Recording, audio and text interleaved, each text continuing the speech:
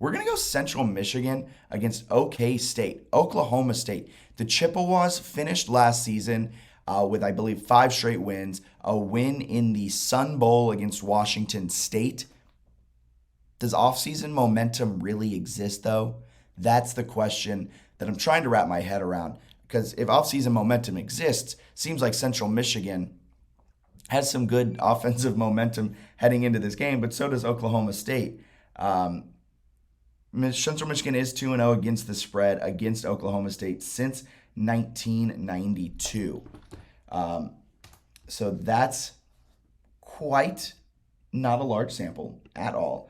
I'm looking up, Oklahoma. I wanted to make sure that Oklahoma State was the one that had that amazing comeback against Notre Dame last year. And they did. So Oklahoma State also comes into this one with some offseason momentum, if that even exists. Oklahoma State is minus 22. They're 22-point favorites. One of the largest spreads here for tonight's slate of games. But I'm going Central Michigan plus 22, and that might seem like a stupid pick. I just don't know. I think Oklahoma State wins this game handedly. I just think Central Michigan has a little bit more in them than losing by 22 points here on opening weekend. It's going to be tough. They're in Oklahoma State. All of our numbers give the edge to Oklahoma State as well. The Cowboys are minus 23 according to our power line and estimates. One of them has them winning by 30 points, absolutely demolishing the Chippewas. Estimate 2, the edge is on Central Michigan. So I'm pairing it with estimate number 2, which gives the edge to Central Michigan, along with the fact that our power line makes this around minus 23. I don't think there's a lot of value on Oklahoma State at minus 22. Give me Central Michigan at plus 22. Such a large number. It's week 1. It's hard to figure things out. And if we look back at week 0, a lot of the teams that had these huge spreads ended up losing. So I'm going to go Central Michigan. As I've looked more and more into the numbers, though, I feel less and less confident about that one. And last but certainly not least, a Big Ten clash is happening in West Lafayette with Purdue. Penn State minus 3 heads to Purdue to take on the Boilermakers. Total is set at 52.5. Look, folks, I don't think Penn State wins this game. I think this is the Purdue show tonight, and I'm not just saying that because over at DRF Sportsbook, if you check them out at ia.drf.com or on our mobile app, you can find that in the Apple App Store or Google Play Store. This is our Washed Up Walk-Ons boost.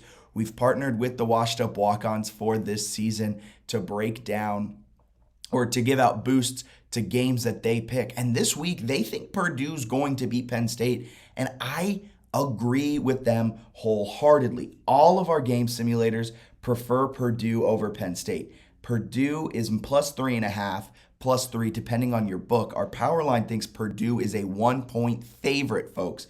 So not only do they think you're getting 4 points in favor of Purdue, our estimate 1 has Purdue winning by 5. Our estimate 2 has them winning by 8. So it's going to be a one-possession game. It's going to be close. It's going to be a Big Ten battle without a doubt in my mind. But I think if you can get Purdue at plus 155, plus money to win outright, that's something you just have to do. Both of these teams are unranked. They come in with a lot to prove.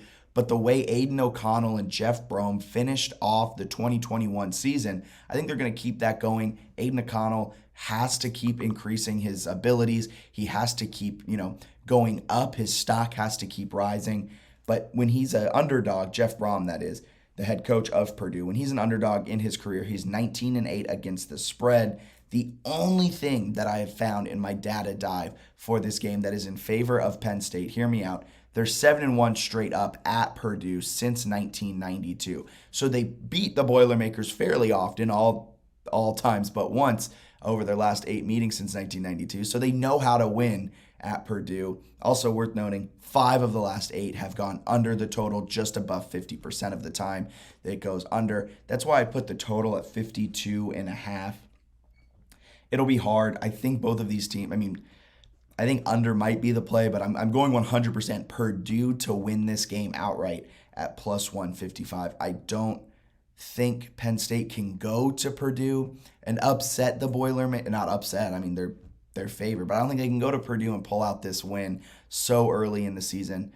But then again, it's really hard to get a feel on these teams heading into week one of college football. That's what makes it so much fun. You're trying to figure it out on the fly. You're trying to decipher what the words mean and the beat reporters' stories that they've been putting out all offseason. What's fluff? What's fake from the coaches? What are the coaches trying to get the beat reporters and opponents off the scent of? So week one's really hard to decipher. I mean, if you're looking at a game last week, I think it was Stephen F. Austin in the FCS. They were number 10 preseason in the FCS poll, and they got absolutely obliterated by, I believe, Jacksonville State, I want to say. Something like that. But everyone was on Stephen F. Austin going into the season, and then week one, they lose by 42.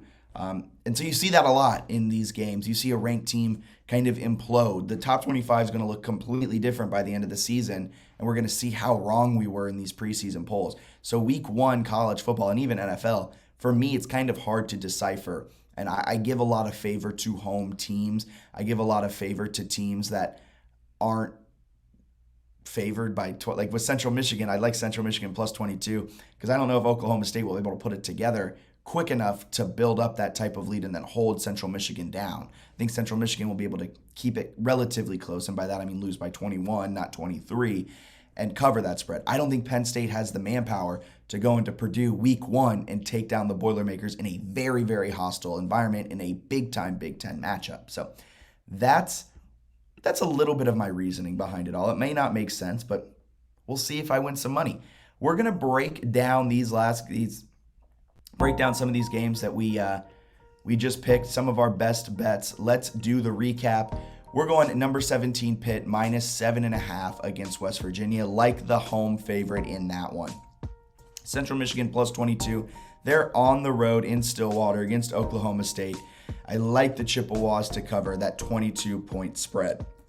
We just talked about it. Purdue at home, a slight home dog in a conference game in week one. There's no way I'm picking against Purdue, plus a returning quarterback in Aiden O'Connell, who was really solid last season, an experienced head coach in Jeff Brom. Give me the Boilermakers to take down the Nittany Lions in week one, and Jeff Franklin and Penn State start the season 0-1.